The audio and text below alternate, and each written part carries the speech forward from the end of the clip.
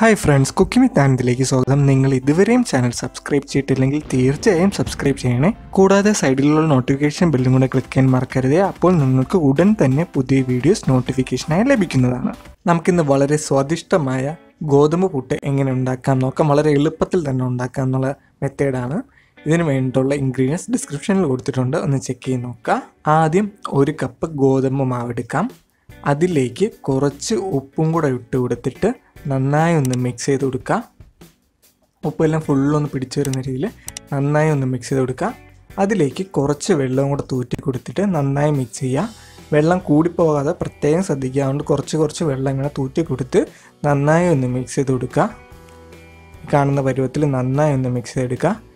Mixing പരുവം കറക്റ്റായോ നോക്കാൻ വേണ്ടി കുറച്ച് മാവ് എടുത്തിട്ട് ജസ്റ്റ് ഒന്ന് പ്രസ് ചെയ്ത് നോക്കുകയാണെങ്കിൽ ചെറിയൊരു ബോൾ പോലെ നമുക്ക് തോന്നുകയാണെങ്കിൽ അതാണ് കറക്റ്റ് പരുവം. ഒരു പുട്ടുകുറ്റി എടുത്തിട്ട് അതിലേക്ക് കുറച്ച് തേങ്ങയും കൂടെ ആഡ് ചെയ്യുക. അത് തേങ്ങയും കൂടെ ഇട്ട് കൊടുത്തതിന് ശേഷം അതിൻ്റെ മുകളിലേക്ക് നമ്മുടെ ഈ മിക്സ്ചറും കൂടെ ഇട്ട് കൊടുക്കുക. നല്ല രീതിയിൽ മിക്സ്ചർ ഒന്ന് ഇട്ട് കൊടുത്തിട്ട് അതേപോലെ നിങ്ങൾ തേങ്ങ വീണ്ടും വേണമെന്നെങ്കിൽ വീണ്ടും തേങ്ങ ഇട്ടിട്ട് വീണ്ടും മിക്സ്ചർ ആഡ് ചെയ്ത് കൊടുക്കുക. എന്നിട്ട് മുകൾ ഭാഗത്തേക്ക് വീണ്ടും തേങ്ങ ആഡ് ചെയ്ത് കൊടുക്കുക.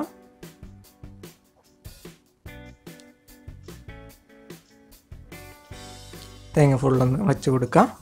എന്നിട്ട് നമുക്കൊരു 5 മിനിറ്റോളം നമുക്കൊന്ന് കുക്ക് ചെയ്തെടുക്കേണ്ടതുണ്ട്. 5 മിനിറ്റോളം കുക്ക് ചെയ്തെടുക്കുക.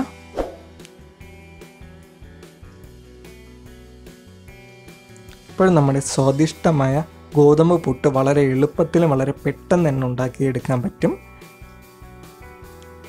നിങ്ങളത് എന്തായാലും ട്രൈ ചെയ്ത് നോക്കിയിട്ട് ഫീഡ്ബാക്ക് അറിയിക്കുക. എന്തെങ്കിലും നിർദ്ദേശങ്ങളോ കമൻസോ സജഷൻസോ ഉണ്ടെങ്കിൽ കമൻറ്റ് ബോക്സിൽ രേഖപ്പെടുത്താൻ മറക്കരുത്. Thank you for watching guys, and please do subscribe to our channel. Thank you.